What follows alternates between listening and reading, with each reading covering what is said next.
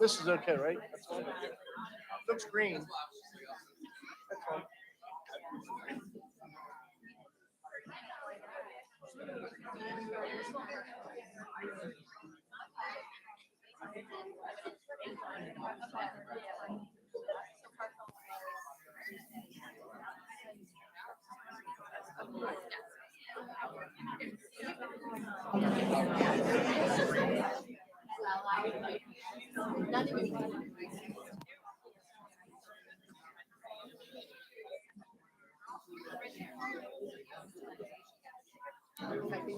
I just had to get it.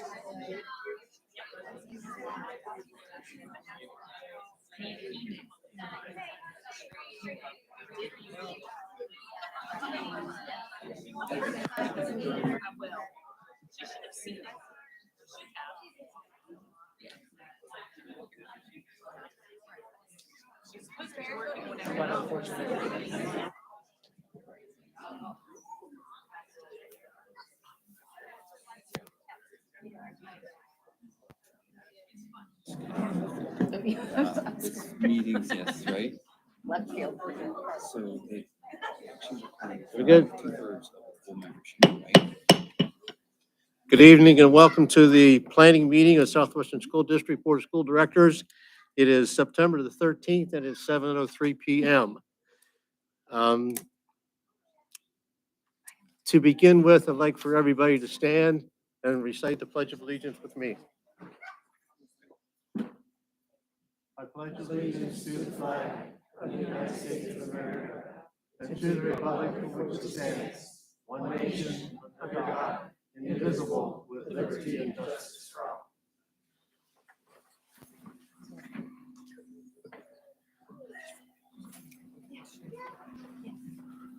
We did not have an executive session this evening.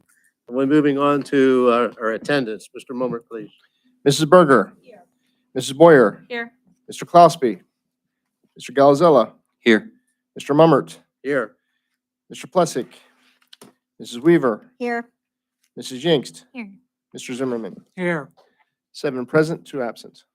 And I did hear from Mr. Klausby earlier today. There was a family health issue that he informed me of that he may or may not be able to make this evening. And if I recall correctly, Rich Plessick also talked to me on Monday night that there's a possibility he wouldn't be able to make this evening. So that being said, I have a stack of people who have signed in as visitors. They will all be included in the written minutes of tonight's meeting. Next item on our agenda is one that is extremely exciting, introduction of new teaching staff. Yeah, so I was just waiting for my mic to come on, sorry. So we're excited that so many of you are able to join us tonight. It's an exciting time here for our district. A lot of new Mustangs going to be welcome tonight. Some are alum and some are not. Some have teaching experience and some don't, but nonetheless, it's my understanding that it's been off to a great year. So we're excited to introduce you to our board and our community, and we're going to start with elementary, and I believe, is that going to be you, Dr. Cromer, or no? He says with reluctance.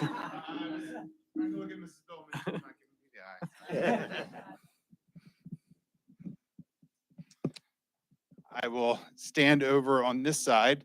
I actually will introduce for Bearsville and Park Hills tonight. Mr. Klancik has a curriculum night tonight, and Mrs. Nieder is with her family this evening. So I'm going to go down through the list. I think I marked off everyone that was here. Some said they were going to be here, then not here. So if I miss anyone from Bearsville, please let me know. In learning support, we have Alex Gormley. If you could stand, and then you could sit back down, so we don't have to, so at least just stand. Yeah, we're not doing a wave. We're gonna make you stand. So Alex is learning support. Emily Corky, she is at curriculum night tonight. She is in 3rd grade. We also have Anna Milner. She is also in 3rd grade at curriculum night tonight. We have Sarah Lease in kindergarten. And then we have Morgan Ramirez, who is also in kindergarten. She is not here this evening. Excuse me. And we have Laura Hutchinson. Laura is our English language development teacher. She is actually at Bearsville, Manheim, and West Manheim. Did I miss anyone from Bearsville? Going once. Perfect. All right. Park Hills. We have a number of Park Hills as well. We have Lauren Baker. Lauren is here in the back. She is in 3rd grade. We have Molly Lookaball in 4th grade. Molly is not here this evening. We have Jesse Moore in learning support. Jesse is here. And we have Madison Musselman in 3rd grade. Back. And we have Stephanie Spurrier in 4th grade. And we have Craig Van Duzer in 4th grade. Did I get all the Packers? Miss anyone? Perfect. Mrs. Billman, you have Marley Jones, our autistic support teacher, is not here. I will pass over to Mr. Kump for West Manheim.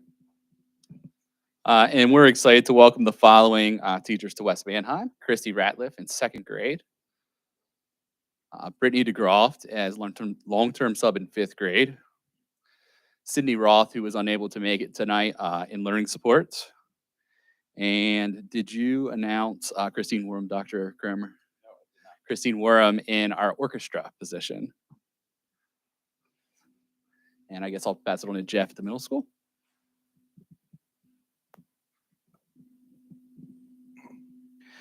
Good evening, everyone. We have 10 new staff members to welcome to Emory H. Markle. I will start with Nick Alton, who is a foreign language teacher.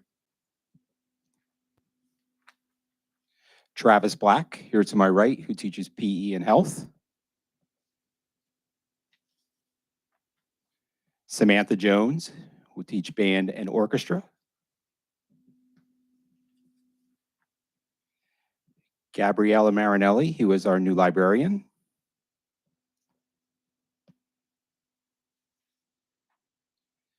Adam Leib, who teaches 6th grade math. Andrew Niederer, who teaches 7th grade math. Nicole Ritter, who teaches therapeutic emotional support.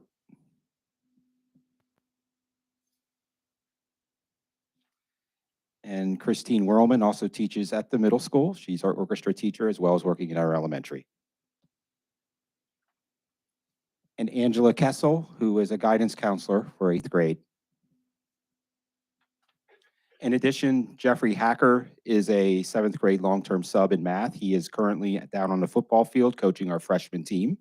And just some numbers to share, we have 10 new staff members this year. 5 of them are Southwestern grads, and we've gained 104 years of experience. So thank you, and welcome to all of our new staff members. At this time, I'll turn it over to Dr. Downs for the high school. Good evening, everyone. It looks like I have, I think 5 of us are here, maybe 6. So I have over here Ryan Grog for business. We have Brittany Armstrong for business. Hannah Porter for intensive learning support. We have Josh Snyder for math. And Colleen Warner for our guidance counselor. And Robert Hopkins for biology. And I believe the 3 that could not make it tonight are Emily Conley, Emily Donnelly, Misty Andrews, and our third one is Deb Jemison. Okay, so those 3 couldn't make it this evening. Thank you.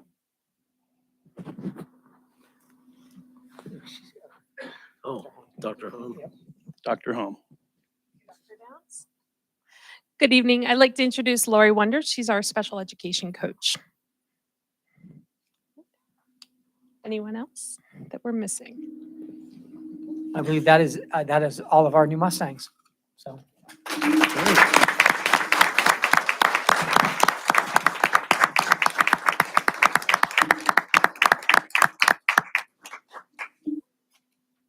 Well, welcome to the corral.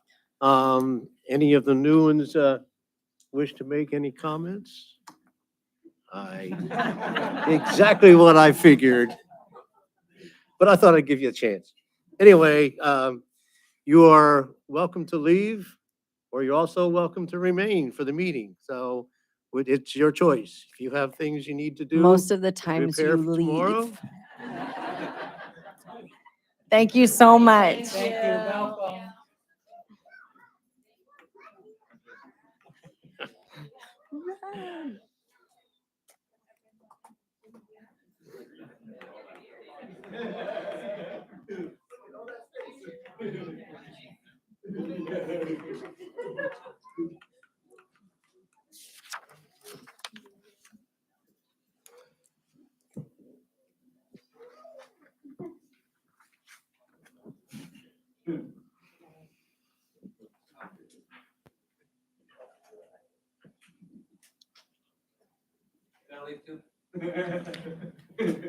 It is a free country, my friend. Yeah. Welcome. Moving But on we to our appreciate next that you're item here. on the agenda. Are there any additions, deletions, or modifications to the agenda? Yep. We do have an addition. Should I read the whole thing out loud so it can be recorded as such? yes. Okay. The addition is a recommendation to approve an agreement between AB Staffing and the Southwestern School District to provide contracted nursing services for student who requires one-to-one nursing care for the 2023-2024 school year. Effective immediately, the district will be billed accordingly for the hours worked by the contracted nurse at the rates of $65 to $70 per hour for a licensed practical nurse and $85 to $90 per hour for a registered nurse. And that would need to be added under the program committee. Is that a motion? That is a motion. 9C5. Number 5, okay. 9C, that would be 9C, number 5, or item 5, under 9C. I have to read it again. That motion, of course, is added to tonight's agenda. Make it a motion. Yeah, the motion in a second and all that. But yeah. We need a motion to add that to the agenda. and Yes, that's I make a motion to add the recommendation as I read it to the agenda. I'll second. I heard Mr. Zimmerman give me the second first, so we'll go with him. Any other comments, questions? Manny, I'm sorry to make you repeat. Can I just get the numbers and the amount of students that are involved? Like Sure. So it is one student, and it is the effective contracted rate for a nurse at $65 to $70 per hour for a LPN, licensed practical nurse, or $85 to $90 per hour for an RN or registered nurse. And when this comes up on the agenda, I'm sure Dr. Hom can explain if we have any questions. Thank you. It is 2 students. I apologize. It is 2 students. This is why Dr. Hom is here. We'll see in a little bit, Dr. Hom. Okay. Anything else? Jeff, can a roll call, please? Mrs. Berger, Yes. Mrs. Boyer, Yes. Mr. Galazella, Yes. Mrs. Weaver, Yes. Mrs. Jinks, Yes. Mr. Zimmerman, Yes. Mr. Mummert. Yes. 7 yes, 0 no. Okay, item 8 is hearing of persons who wish to address the board. Anyone to address any action items that are on the agenda for this evening? Okay, moving on to matters which board action is required. Personnel Committee, Mrs. Berger. Thank you, Mr. Mummert. I'd like to make a motion to approve items 9A, 1, 2, and 3.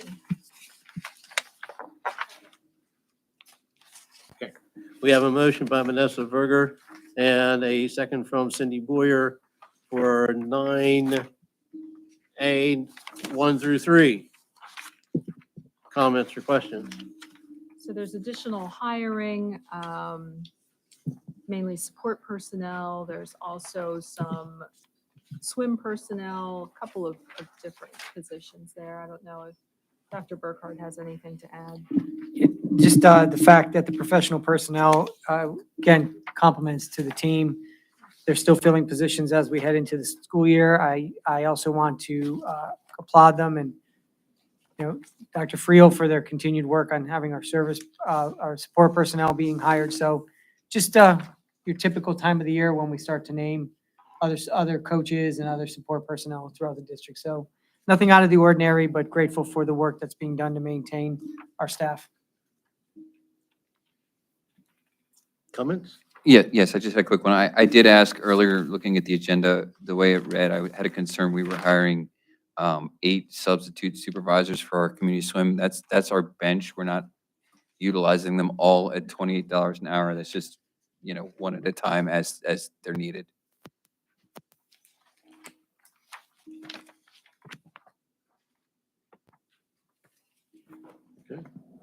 Any other comments? Roll call, please, Jeff. Mrs. Boyer, Yes. Mr. Galazella, Yes. Mrs. Weaver, Yes. Mrs. Jinks, Yes. Mr. Zimmerman, Yes. Mrs. Berger, Yes. Mr. Mummert. Yes. 7 yes, 0 no.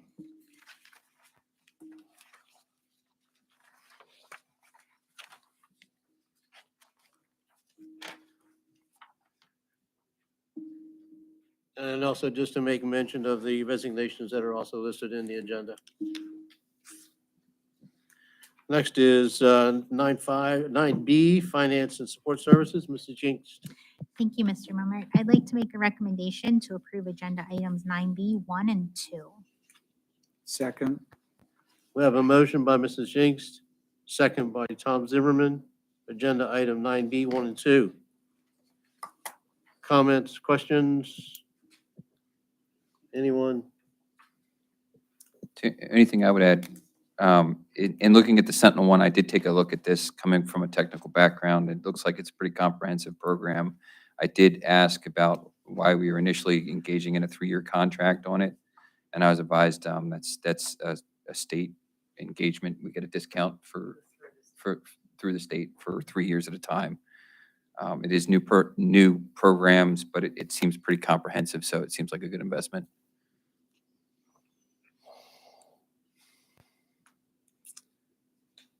Any others? Roll call, please, Jeff. Mr. Galazella, Yes. Mrs. Weaver, Yes.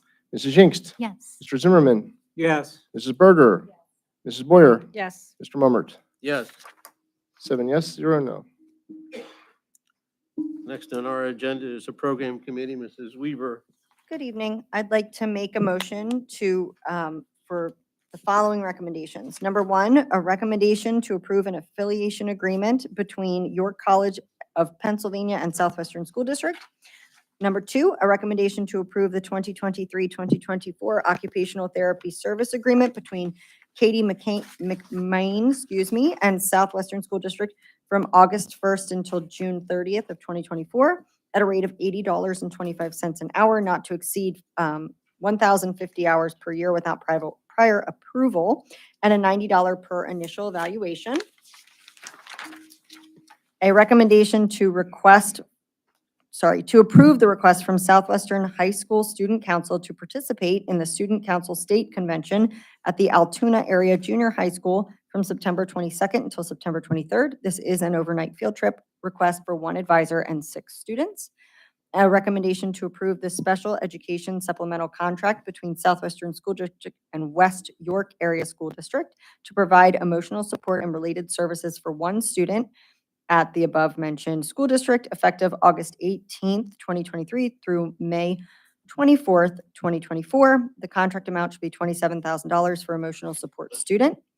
And then number 5, which we just added, a recommendation to approve an agreement between AB Staffing and the Southwestern School District to provide contracted nursing service for students who require one-to-one nursing care for the 2023-2024 school year. Effective immediately, the district will be billed accordingly for the hours worked by the contracted nurses at the rate of $65 to $70 per hour for an LPN and $85 to $90 per hour for an RN.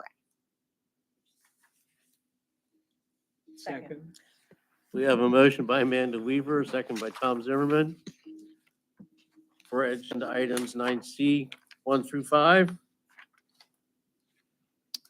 Number 1, so that everyone understands, York College of Pennsylvania has entered an agreement. We're hoping they will enter an agreement here tonight with Southwest to offer discounted classes to our teachers that work for the district, which I just think is wonderful. So that if they choose to continue their education, they will get discounted rates. Numbers 2, 3, or 2, 4, and 5 are student-based needs that we have encountered in the district that we cannot provide ourselves, so we are hiring out. And number 3 is obviously to let some kiddos go to a state council or student council state convention. Okay. Any comments, questions? Yes. Okay. So I have a couple questions. One which was answered. I just want to share with the public. I had looked up the occupational therapy service rates generally out in ZipRecruiter, Indeed, and a couple others, and it indicated about half the per hour rate that we're seeing here. But in inquiring further, there is basically a lack of supply, which is driving up our costs, as well as we are retaining the services of Miss McMinn, is that how you say it? Who has been here, so there's some longevity increase as well that warrants the higher rate than what would seem nominal out in public. So that was 2, and then I'd like further clarification on number 4, why we're contracting out the emotional support for 27,000, if you don't mind, Ms. Hom. Because we've been reversing, we've been bringing people to us. So you are correct. We have been bringing more of our students back into the district. We do provide emotional support services here, but we do still have several students. It's a very small number out in partnership with neighborhood districts as well as with the IU based on their individual needs. So their program placement is IEP team decisions because of this particular student's needs. And without divulging too much personal information, it's not appropriate at this time that she return to our services. So she's accessing services by one of our neighboring school district partnerships. And she is in her final year of eligibility. It's a compromise that makes most sense for the IEP team. And the difference in cost versus retaining versus sending her over approximately. I can give you that amount. I'm actually working currently on our cost per student. That is something I have to report to the state, not by exact precise amount, but by category, the cost to educate every student. So I can get a more precise figure than I can give you off the top of my head today. Generally, half as much, a quarter, where we ballpark? That cost is probably a little higher, plus transportation, than what we would pay to have her here. And like I said, we have several students who are in those circumstances. When it's appropriate, we do educate them within our own buildings when at all possible. But based on a number of factors, it's not always the most appropriate place. Thank you. We had the same contract this past year too, for 27. The price is the same as last year's contract. We had the same contract Okay. last year. And generally speaking, it's also it's probably about half the rate of what we pay if we were contracting with the IU. So when we are in situations like this, we tend to use our neighboring district partnerships, where we tend to have agreements that Mr. Mummert works through, where they tend to be closer to cost agreements rather than the consortium fees that we pay through the intermediate unit. So that is an example of that. Okay, and while I have you, can you address 5? Like, why do we need, what's this specifically, why do we need 2? Yeah, so some students require one-on-one nursing care in order to attend school. So their health needs are so significant that it would not be appropriate for the school nurse to be able to attend to, they wouldn't be able to attend to the individual needs as well as the needs of the entire building. So just the level of care that particular students need, and we have several in the district right now. Sometimes nursing services are covered by outside agencies through parents' insurance. And when that's a partnership that we're allowed to engage in, we have several students who receive full-time nursing services under those agreements. We currently have 2 students who require that level of service and do not have agency-provided services through their insurance. Then it becomes our responsibility to provide those services so that they're able to access the school setting. So we have 2 students right now, based on their medical needs, that require fairly constant monitoring and support for their medical needs. We do not have any candidates for those positions, and that's why we're accessing agency contracts for those. Actually, both students have not yet been educated this school year. They need access to nursing care to come in. We don't have it. They cannot come to school. What law precipitates that we have to provide? IDEA? Individuals with Disabilities Education Act. Okay, thank you. Thank you. Okay. Any other comments or questions? Roll call, please, Jeff. Mrs. Weaver, Yes. Mrs. Jingst, Yes. Mr. Zimmerman, Yes. Mrs. Berger, Mrs. Boyer, Yes. Mr. Gonzalez, Yes. Mr. Mummert. Yes. 7 yes, 0 no. Since Mr. Plezic hasn't made it to the meeting this evening, I'm going to ask Mr. Smith, I'm sorry, Mr. Smith. Calzella, if you would take 9D, Building and Grounds motion. Thank you. Okay, 9D1 is a recommendation to approve the proposal from Alt Paving and Sealing LLC to provide approximately 240 square feet of asphalt overlaying and patching in the amount of $9,000 in the stadium.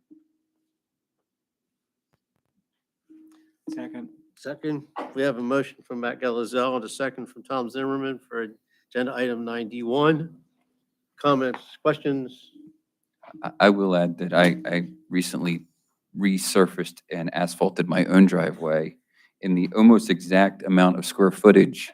And I can tell you, I got a quote from Mr. Alt that was very similar, so I can say with good assurance that this is comparatively to the market where we should be. Okay. Any other comments, questions? Roll call, please, Jeff. Mrs. Jingst, Yes. Mr. Zimmerman, Yes. Mrs. Berger, Mrs. Boyer, Yes. Mr. Gonzalez, Yes. Mrs. Weaver, Yes. Mr. Mummert. Yes. 7 yes, 0 no.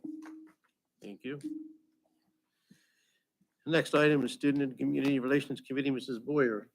Thank you, Mr. Momert. I'd like to make the recommendation that we approve item 9E, number 1, the recommendation to approve the request for a tuition waiver for a high school senior student as it meets the requirements outlined in policy 202 for the eligibility of a non-resident student for the 2023 and 2024 school year. Second. We have a motion from Cindy Boyer and a second from Amanda Weaver for agenda item 91. Comments or questions? Dr. Burkhart, is this in addition to the one we already discussed? Yes, this is another student who meets the eligibility requirements based on policy. Okay. So it is a different student. Okay, thank you.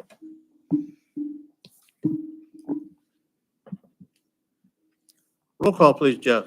Mr. Zimmerman, Yes. Mrs. Berger, Mrs. Boyer, Yes. Mr. Gonzalez, Yes.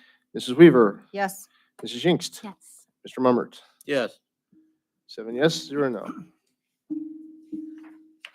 The next is other matters for board consideration or action. I've asked Mr. Zimmerman if he would take that motion, please. Thank you, Mr. Mummer. I'd like to make a recommendation for number 9F1, recommendation to approve the tentative adoption of policy 236.1. Second. A motion by Tom Zimmerman, and a second by Cindy Boyer for agenda item 9F1. Policy 236.1 is threat assessment policy. So I do have some discussion on this. Okay? First off, on page 3 of the proposed policy, we're adding mandatory training for school staff in the identification and recognition of student behavior that may indicate threat of safety of student, other students, et cetera. I would ask first if, doesn't our SAP kind of cover, our training cover this to some degree? Do you want? Sorry to keep bringing you up. So it does not necessarily. So our SAP process, our student assistance program, is designed to help students access services when they're experiencing levels of need. This process is very specific to behaviors after they occur in determining a level of concern or threat that exists, whether it's through specifically threat assessments or suicide risk assessments. The team that is trained to conduct these assessments have a very specific process. It's called CSTAG. This is the training that they've already received. We have teams trained in every building. We use those teams regularly. So if a threat is made, those teams evaluate based on their training, the level of threat. Generally speaking, there's different levels. Transient is where most of our threats lie. So somebody makes a comment, but really there isn't any basis to it. But they have a formal process they go through to ensure that there isn't a basis so that we're maintaining safety in our buildings. So Different than SAP. in the training we held for cyber investigation reference to online stuff, it was very clearly identified that most safety threats very clearly communicate that they're a threat before they go through any actions. And I would think that would be evidenced if we're doing proper SAP engagements with our kids, where we're trying to determine mental instability or mental health problems.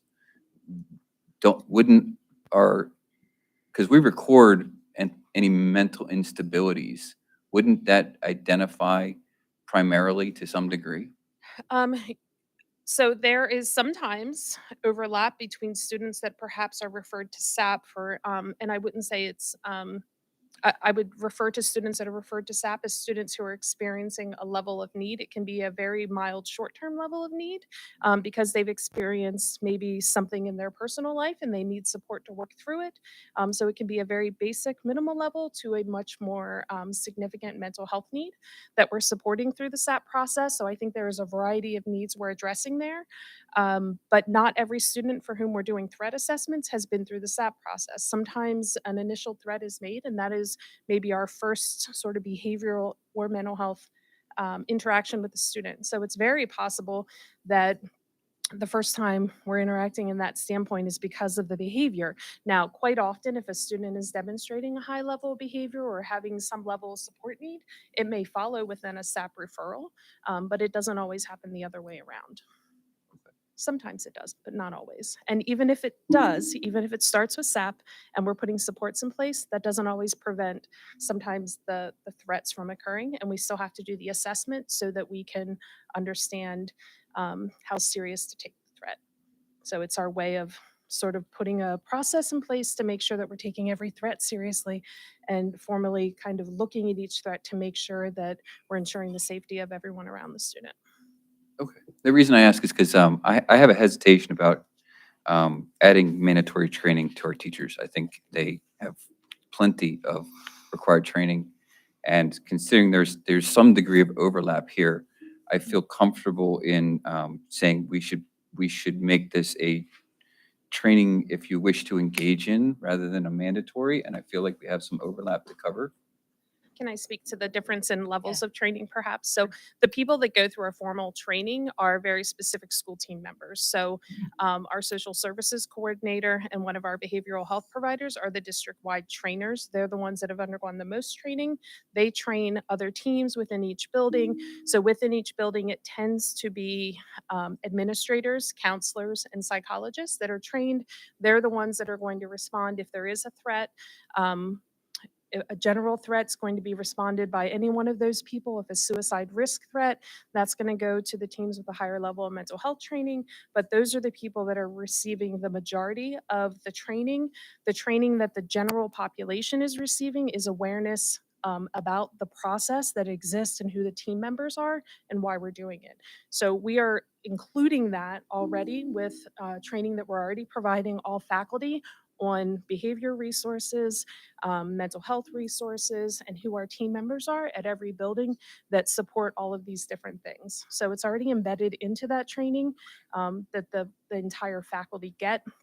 That's generally a minimal component. The people with the heavier training are the people actually doing the threat assessments. So we're not really adding mandatory training time to our We're teachers. embedding it We're into things embedding we're it in already there. doing. Okay. Thank you. That addresses that concern. Appreciate it. Thank you. And then the only other thing I wanted to mention was in the guidelines on page 2, having number 3, identifying and avoiding racial, cultural, and disability bias. Having sat through multiple of these trainings as a police officer, I'm against engaging in racial, cultural, and disability bias training. I find that most of these veer into the realm where they make assumptions that because your skin is one color, you're going to be somehow inherently racist or biased. I find it racist at the very core, and I don't think it has any business in our training. So I would say, I would suggest we remove 3 from the threat assessment and make that motion. There's already a motion. Yeah, so how would I adjust? We're motioned to accept the whole policy. This How is would I make tentative. it? This is tentative adoption of this Okay. policy. So Right, so it's tentative adoption, so should the board members agree, you could have a discussion now about whether they agree to remove that particular sentence. If they agree, you could amend the motion to accept the edits as, as the board, as described. But that's if the people who made the motion and the second would agree to amend that motion. I mean, technically, it's on the table as a full policy. So you could have the discussion with the board about whether they would agree to make that amendment. it's tentative, so I would just suggest going forward, before final adoption, we discuss, the training item 3 in a future agenda prior to final adoption. Okay, I see our solicitor is making note of that for us to review, as well as our superintendent. So we'll be reviewing under training item 3 of this policy 236.1 before final adoption. And that is on the bottom of page 2. Okay, so for tentative adoption, we have a motion and a second. Any other comments? Roll call, please, Jeff. Mrs. Berger. Mrs. Boyer. Yes. Mr. Galzella. No. Mrs. Weaver. Yes. Mrs. Jinx. Yes. Mr. Zimmerman. Yes. Mr. Mummert. Yes. 6 yes, 1 no. Okay, thank you. Next is a proposed September 27th agenda items. Dr. Burkhardt? No, at this point, there is nothing out of the ordinary. The next item we'll discuss as a potential to be added to that agenda for your consideration based on the discussion this evening. Okay, and that next item on that agenda happens to be the proposed Dean of Students job description. Yes, Mr. Mummert, it should be as an attachment. It's a PDF. Yes, it is. Well, it I is know. to agenda manager. Just so people in the audience can see it as well. Dr. Downs, would you care to join me so we can Well, and Dr. Friel was part of this, and Mr. Winters and other people, so we just want to make sure that we're, yeah, under the bus. What we're presenting to you tonight, several edits, and what we're proposing is this position description for the potential of adding a temporary dean of students beginning the second semester of the school year, of this current school year. And when we would bring that to you for your consideration, we'll have measurable outcomes that we'll be looking for to determine the effectiveness of the position. However, prior to that, we feel it's important that the board sees this description, answers any questions, and then the hope would be that it would be presented at the next meeting.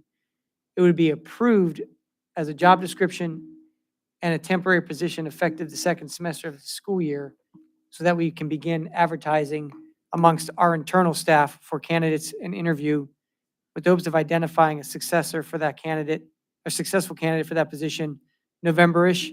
And then if that person is internal, we can begin to advertise to fill their position with a long-term sub for the remainder of the year. So you see a timeline that's, we're laying out in front of you that begins this evening with the discussion about the qualities of the job applicant that we're looking for. And then obviously, Dr. Downs, Dr. Friel, myself can answer any questions you have about it. I don't believe in reading to you. We just want to do some of the highlights. One of the things that we talked about is that number 3 is a requirement. We feel in order to be effective in this position, the candidate should either be in a program for state-approved administrative certification or complete one. Yes, this position does not require that, but it is our belief that in order to effectively manage the position and address the situations they'll be asked to address, they would be beneficial to have that training. Dr. Downs, Dr. Friel, anything you'd like to add to that comment or anything else regarding the job description? Yes, I think our initial conversation was, a dean of students position is really a beginning entry into the administration career. So our plan, having that in there talks to that, to say, hey, we obviously are interested in somebody getting into the role of administration, learning, the nuances of the office and how to deal with discipline and how to deal with behavior plans in the building. And so our plan obviously addresses that by saying somebody's either enrolled or they're, finished a program, because, I think our initial conversation was this would be a role that we kind of grow our own, into the administrative career. So they can kind of roll into that position and obviously serve that time. And as an admin team, then we can make a decision, if openings happen in the district, they would be a viable candidate to move up into those positions.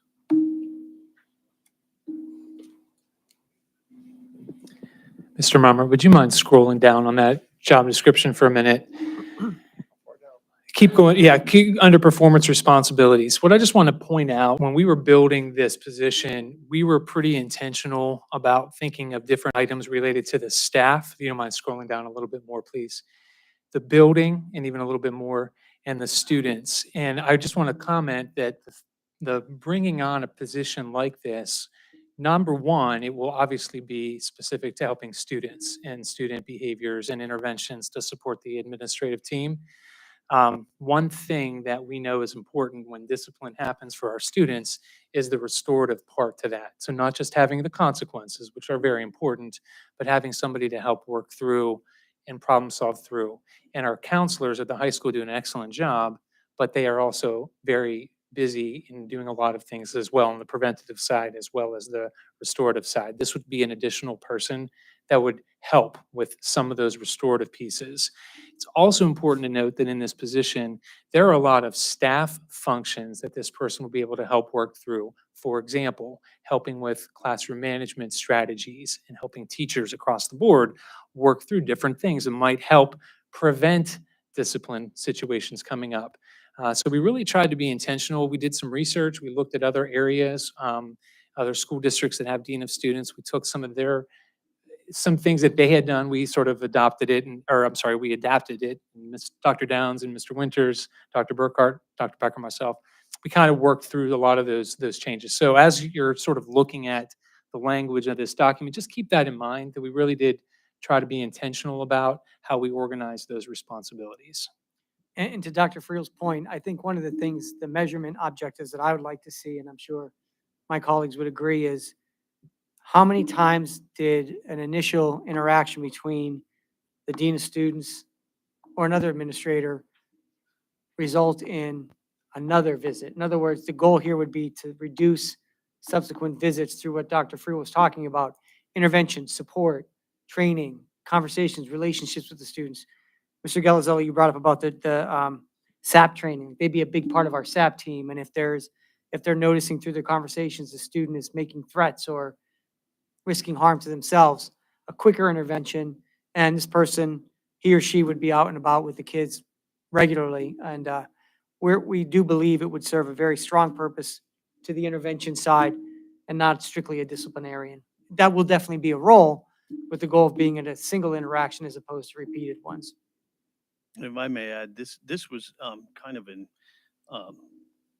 an outcropping of what happened last spring when we had our in-service activity where we met with the entire high school staff. Dr. Burkhart was there, and we identified needs that we have in the high school. And our staff overwhelmingly was saying we need some more administrative support in terms of to handle discipline and work with kids on behavior plans and school-wide systems to prevent misbehavior. And, they commented how last year, Mr. Bogger, Mr. Winters, myself were overwhelmed at times with some of the discipline that we were handling. And they said it's kind of holding back from us being in the classroom as instructional leaders and kind of leading in that way, which really is what we'd like to do more of, to be in the classroom more and drive more of that instructional delivery with our teachers and so on. So that's kind of where this whole conversation started. And then, Dr. Burkhart, Dr. Friel, and, everybody kind of continued that conversation over the summer. And that's kind of what led to this here. So. And we're just asking for you to review this tonight. It would be on the agenda for our next meeting and for your consideration of the description and then the position to be put into place in January. And it was be done under the understanding that the position begins and ends with the option for the board to continue it beyond June, should they so choose. But this position that you'll be asked to approve, if you approve the description and the position, would be for a finite time. I think this is fantastically written. I got the opportunity to review it earlier today, and I think that, as Dr. Friel said, it really does take this umbrella idea of this position and take all the spokes of the umbrella into consideration to build it, knowing that being an effective leader requires not only the buy-in from the children that you will be working with one-on-one, but that the staff also believes that you'll follow through on your job. And then the parents that you have to interact with believe that you are invested in care in this about the students. And I do think that the bullet points are written to display just that. And I know it's a position that's needed at the high school. And I think it's very exciting that we are putting this potentially on the table, as I do hope that it will allow your counselors to focus on counseling and your administrators, the principal and assistant principals, to do other big picture things with the assistance of this position.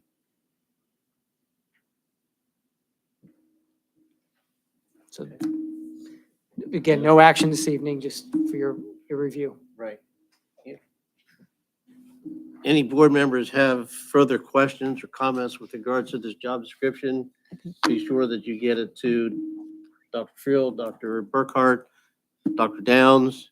I'd like to weigh in initially because I'm Okay. going to ask for, so to my way of looking at this, it has been well documented as far, but traditionally, to my mind, what we're doing is we're offloading what has traditionally been a principal and vice principal role to the dean of students. So my initial take would be to identify how much time of the principal and vice principal goes towards functions that would then be relegated to a dean of students. Because the bottom line of this is it's going to cost us it's going to be a salary cost. I'd also like to know where we're approximating that at. Do we have that yet or no? That would be, it's a collective bargaining agreement position because it's not an Act 93 position. So it would be dependent upon the candidate who is successful teaching experience and degrees. So they would have at least a master's degree. So it could be anywhere in the master's column over. We just don't, we'll probably be able to give you a better idea where it would fall if the board would move forward with approving it and interviewing, and then when the finalists come to you for consideration, that's about the best, that would be the best time we can give you the approximate. And then the only other thing I would ask to address is, so again, we're still in a teacher shortage. I was glad to see all the teachers we had tonight for sure. But anytime we put someone into administrative role, we're taking them from our teaching staff. So I see that as we have to very clearly identify a need for a dean of students before we go emptying another position in our teaching staff. So again, that's why I want to identify, how much time we're spending on dean of student roles that would,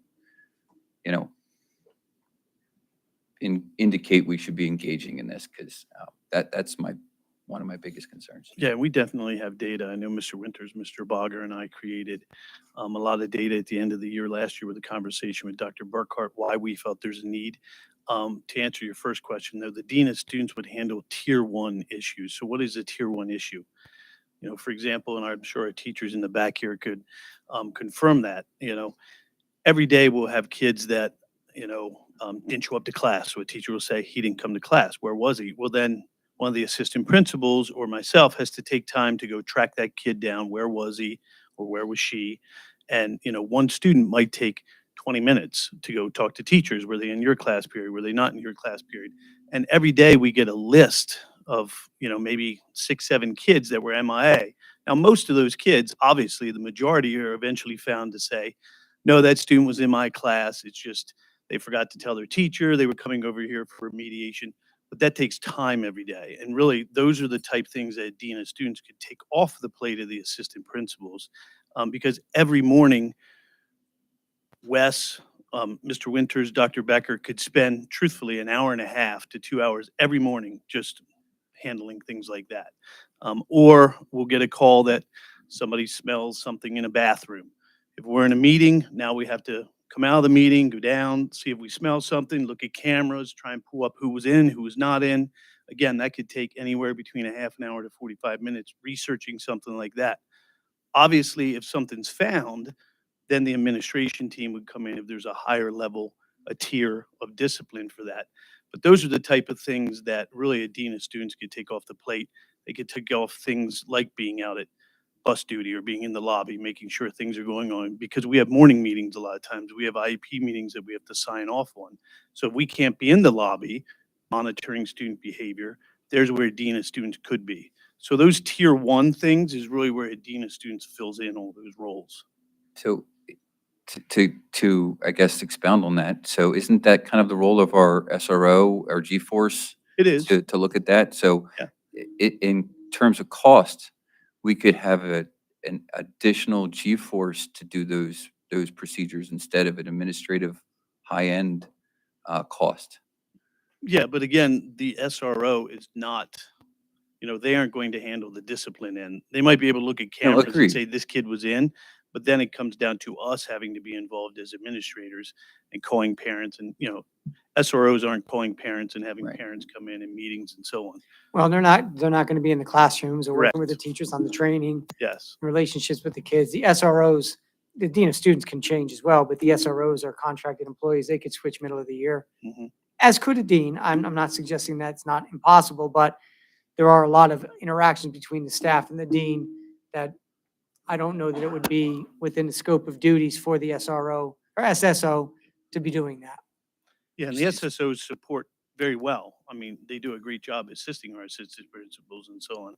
But, they cannot do those, they're just there to observe or help, but they're not there to actually complete the investigation and call yeah. parents and so on. But the SSO is that enforcement piece you spoke to that's taking time. That's a piece of it.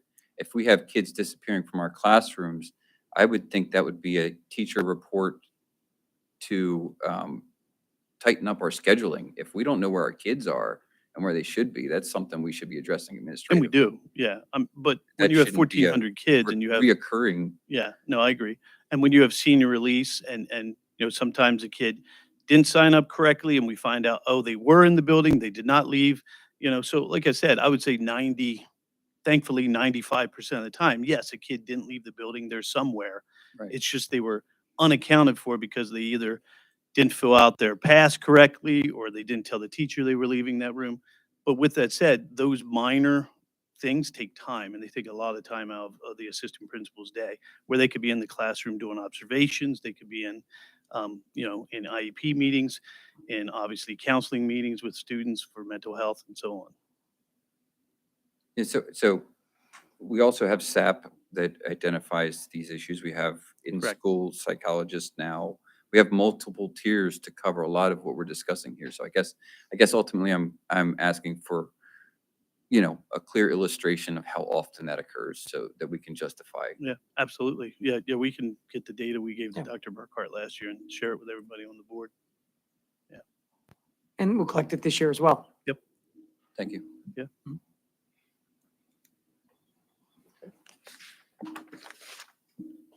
Other questions, comments from the board? Okay. Then this will move forward to Thank our you. next meeting. Thank you, Dr. Downs.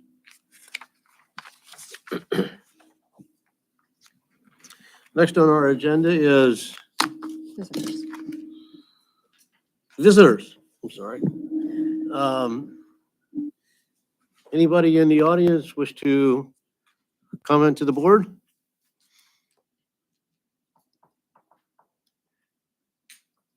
Okay. Seeing nothing, I'll entertain a motion to adjourn. So moved. Mr. Galazella, is there a second? Second. Cindy Boyer, those in favor, say aye. Aye. Aye. Opposed, no. Meeting adjourned at 7:56 PM. Thank you all for your attendance and participation.